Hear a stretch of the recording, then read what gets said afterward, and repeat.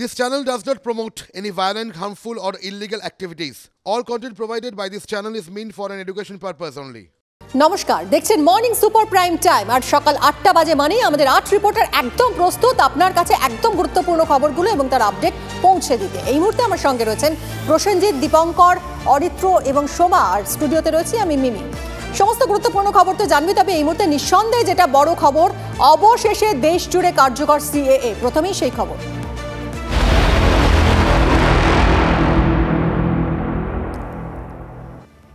CAA নিয়ে বিজ্ঞপ্তি জারি করেছে কেন্দ্রীয় স্বরাষ্ট্র মন্ত্রক। গতকালই এই বিজ্ঞপ্তি জারি হয়েছে। পাকিস্তান, বাংলাদেশ, আফগানিস্তান থেকে আসা নিপীড়িত সংখ্যালঘুদের নাগরিকত্ব দেওয়ার বিধি তৈরি।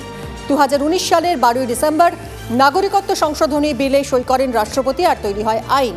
আর এবার কার্যকর হলো সংশোধিত নাগরিকত্ব আইন। এর কতটা প্রভাব পড়লো জনমানুষে, আমরা চলে যাব প্রসেনজিতের সঙ্গে কথা বলবো। একটু উত্তরবঙ্গের মানুষের পালস বোঝার চেষ্টা করি। প্রসেনজিৎ, তারা কিভাবে দেখছেন? দেখো, প্রথমত বলি, লোকসভা নির্বাচনের আগে বিজেপির কার্যত মাস্টার স্ট্রোক। তাদের সরকার এই সিএ যেটা ঘোষণা করা হয়েছিল চালু করা হবে এবং তা চালু করে দেওয়া হলো। কি এই সিএ? কেন্দ্রীয় স্বরাষ্ট্র মন্ত্রক বিজ্ঞপ্তিতেই জানিয়ে দিচ্ছে সিএ আসলে নাগরিকত্ব পাইয়ে দেওয়ার আইন, এবং কোনোভাবেই এর জেরে নাগরিকত্ব কারো যাবে না যারা ইতিমধ্যেই ভারতীয় নাগরিক। আর কি বলা হচ্ছে বাংলাদেশ, পাকিস্তান, আফগানিস্তান সহ এই 3টি দেশ থেকে মোট 6টি সম্প্রদায়ের মানুষ ধর্মীয় কারণে যারা উৎপীড়িত হয়ে ভারতবর্ষে এসেছেন এবং 2014-র মধ্যে এসেছেন, তাদের ক্ষেত্রেই কিন্তু তারা কার্যত এদেশের নাগরিক হিসেবে অধিকার পাবেন। এবং তার জেরে তারা যেমন এদেশের নাগরিক হিসেবে শুধু অধিকার পাবেন তা নয়, এদেশে তাদের নিজস্ব আর্থসামাজিক বিভিন্ন ক্ষেত্রে তারা অংশ নিতে পারবেন, সম্পত্তি কিনতে পারবেন এবং মর্যাদা সহ এদেশে বসবাস করতে পারবেন।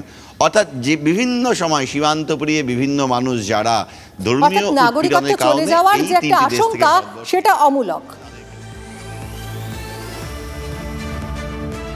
একদম। এবং এই আইন কার্যকর হওয়ার পর থেকেই আমরা কিন্তু উত্তরবঙ্গ দেখেছি বিভিন্ন সম্প্রদায়ের মানুষ কার্যত গতকাল সন্ধ্যা থেকে ঢাক ঢোল নিয়ে রাস্তায় নেমেছেন, কেউ উলু দিয়েছেন। তারা বলছেন আমরা এতদিন শরণার্থী ছিলাম, আমরা উদ্বাস্তু ছিলাম, আমরা বছরের পর বছর প্রায় 30-40 বছর ধরে আতঙ্ক উৎকণ্ঠার মধ্যে ছিলাম, আমাদের মর্যাদা ছিল না। এই আইন কার্যকর হওয়ায় এবার আমরা খুশি, উত্তরবঙ্গের মানুষ খুশি, এটাই এই মুহূর্তে বোঝা যাচ্ছে। যেটা ভোট মানেই তো বড় সিদ্ধান্ত। 2008-এর অন্তর্বর্তী বাজেটে কয়েক হাজার কোটি টাকার কৃষি ঋণ মুক্তি হোক, বা 2019 লোকসভার ঠিক আগে পাক অধিকৃত বালাকোটে এয়ার স্ট্রাইক, আর এবারের ভোটের আগে সরকারের মাস্টার স্ট্রোক সংশোধিত নাগরিকত্ব আইন। ইলেকশনের আগে বলবে ক্যা দেবো, ক্যা দেবে না, ওটা ব্যা দেবে, তার মানে ব্যাকআউট করবে এবং ইলেকশনের পরে আপনাদের সব কেড়ে নেওয়া হবে আর ওপার বাংলায় পাঠিয়ে দেওয়ার চেষ্টা করা হবে। যদি ক্যা দেখিয়ে এনআরসি নিয়ে এসে কারো যারা এখানকার নাগরিক তাদের নাগরিকত্ব ক্যান্সেল করা হয়, তাহলে কিন্তু আমরা কেউ চুপ থাকবো না, আমরা স্ট্রংলি এটা প্রতিবাদ করব। আমরা আগে জানিয়ে গেলাম। মমতা ব্যানার্জিকে বলবো মুখটা একটু সেলাই করে রাখুন, বেশি কথা আপনি বলবেন না। এবং পশ্চিমবাংলার বিশেষ করে সংখ্যালঘু মুসলিমদের কাছে অনুরোধ করব যে সিএতে কারো নাগরিকত্ব কেড়ে নেওয়ার কোনো প্রভিশন নেই। আজকে রুলসে ওটা ক্লিয়ারলি লেখা আছে। 9 ডিসেম্বর 2019 লোকসভাতে পাশ হয় সংশোধিত নাগরিকত্ব আইন। একদিন পর রাজ্যসভাতেও পাশ হয় এই বিল। সংসদের দুকক্ষে পাশের পরে রাষ্ট্রপতিও অনুমতি দিয়েছিলেন সিএএ বিলে। কিন্তু বিল পাশের পরেই দেশ জুড়ে শুরু হয় বিক্ষোভ।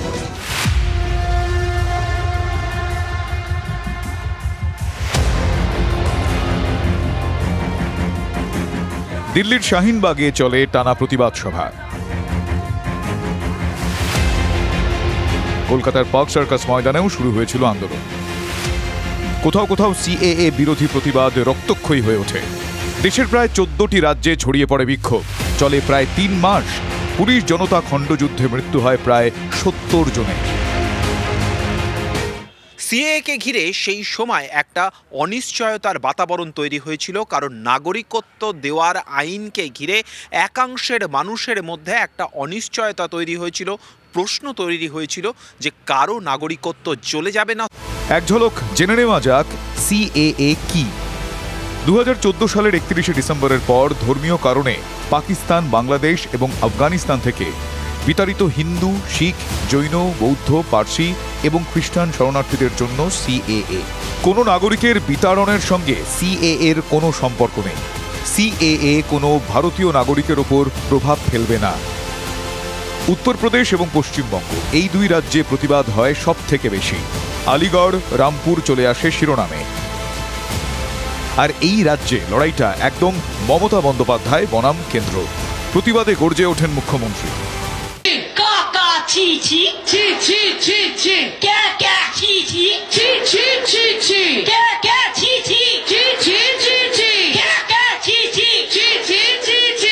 অতিমারির কারণে এরপর কিছুটা চাপা পড়ে যায় সিএএ বিরোধী আন্দোলন, কিন্তু রাজনৈতিক পরিসর থেকে মুছে যায়নি।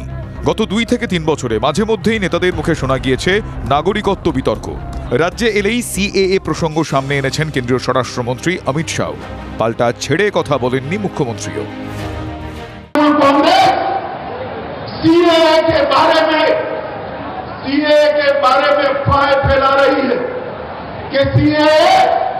जमीन पर लागू नहीं होगा। मैं आज कहकर जाता हूं, कोरोना की लहर समाप्त होते ही सीएए को हम जमीन पर उतारेंगे और हमारे भाइयों को नागरिकता देंगे। सीए আমি বুঝি চার্টার্ড অ্যাকাউন্টেন্ট। চার্টার্ড অ্যাকাউন্টেন্ট প্রয়োজন আছে দেশে, বাস। আমি রোজকার মিথ্যাচারকে আমি ভ্রষ্টাচার মনে করি। বাংলার রাজনীতিতে কেন এত গুরুত্বপূর্ণ সিএএ? রাজনৈতিক বিশ্লেষকদের মতে অন্তত 5টি লোকসভা আসনে এবং 50টি বিধানসভা আসনে নির্ণায়ক ফ্যাক্টর নাগরিকত্ব। বাংলাদেশ লাগোয়া লোকসভা আসন বনগাঁ, রানাঘাট, কৃষ্ণনগর, রায়গঞ্জ, কোচবিহার, বালুরঘাট, মালদা উত্তর, এরকম বেশ কিছু আসন যেখানে নিপীড়িত হিন্দুরা বাংলাদেশ থেকে ভারতে এসেছেন, তারা লাভবান হতে পারেন। এই ভোটের অঙ্কই কি ভোট ঘোষণার আগেই সিএএ কে এনে দিল রাজনৈতিক প্রেক্ষাপটে?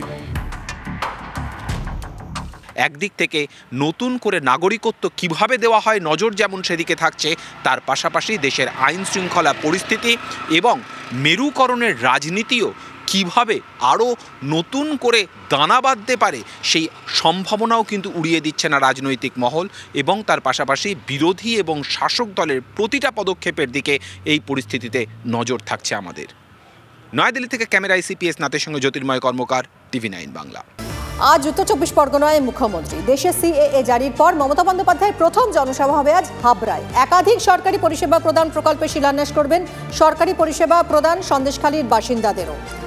আর কি কি কর্মসূচি রয়েছে তার কথা বলবো দীপঙ্কর আমাদের প্রতিনিধির সঙ্গে। দীপঙ্কর, সংশোধিত নাগরিকত্ব আইন নিয়ে কি বার্তা দেন আজ মুখ্যমন্ত্রী, সেদিকে নজর রয়েছে সবারই। হাবড়ার জনসভা থেকে কি বার্তা দিতে পারেন তিনি? দেখো, এই প্রশ্নটা থেকেই যাচ্ছে, সংশোধিত নাগরিকত্ব আইনে মুখ্যমন্ত্রী কি বলতে পারেন। কিন্তু প্রসঙ্গত আজকে যে সরকারি কর্মসূচিতে আসবেন মুখ্যমন্ত্রী, দুপুর 11:30 নাগাদ তার আসবার কথা হাবড়াতে, এবং সেখানে সরকারি বিভিন্ন কর্মসূচি তারা প্রদান করবেন তিনি, এবং সেখানে সন্দেশখালীর মানুষজন থাকবে, উত্তর 24 পরগনা জেলার বিভিন্ন প্রান্তের মানুষ থাকবে, এবং বাছা হয়েছে হাবড়া বিধানসভা কেন্দ্র। এই হাবড়া বিধানসভা কেন্দ্রের দুটো তাৎপর্য হচ্ছে, তুমি জানো, এক, এই হাবড়া বিধানসভার বর্তমান বিধায়ক জ্যোতিপ্রিয় মল্লিক রাজ্যের মন্ত্রী, তিনি জেলে রয়েছেন, এবং 2, গত লোকসভা নির্বাচনে এই হাবড়া বিধানসভাতে কিন্তু কাকুলি ঘোষ দস্তিদার অনেকটা পিছিয়ে ছিলেন, যদিও দেগঙ্গায় তিনি অনেকটা এগিয়ে ছিলেন বলে জয়লাভ করতে পেরেছিলেন। এই দুটো বিষয়কে মাথায় রেখেই কিন্তু হাবড়া জায়গাটাকে চুজ করা হয়েছে, এবং একই সঙ্গে মনে করা হচ্ছে মুখ্যমন্ত্রী এই মঞ্চকেই একটা হাতিয়ার করতে পারেন, যেহেতু কালকে রাত্রি সিএ ঘোষণা হয়েছে এবং তারপর আজকে হাবড়াতে তার জনসভা রয়েছে। সেখানে তারা বারবার সিএর বিরোধিতা করে এসছে। একদিকে মমতা বালা ঠাকুর পরিবার, তারা বারবার বলছেন যদি কোনো কাগজ বা কোনো ডকুমেন্টস জমা দেওয়ার প্রসঙ্গ আসে সেক্ষেত্রে কিন্তু তারা এর বিরুদ্ধে আবারও আন্দোলনে নামবেন। মুখ্যমন্ত্রীও কালকে একই রকমভাবে এই একই ঘোষণা করেছেন যে তিনি কিন্তু ছেড়ে কথা বলবেন না। অর্থাৎ কি বার্তা দেন মুখ্যমন্ত্রী, অবশ্যই সেদিকে নজর রাখতেই হবে। সঙ্গে থাকো দীপঙ্কর।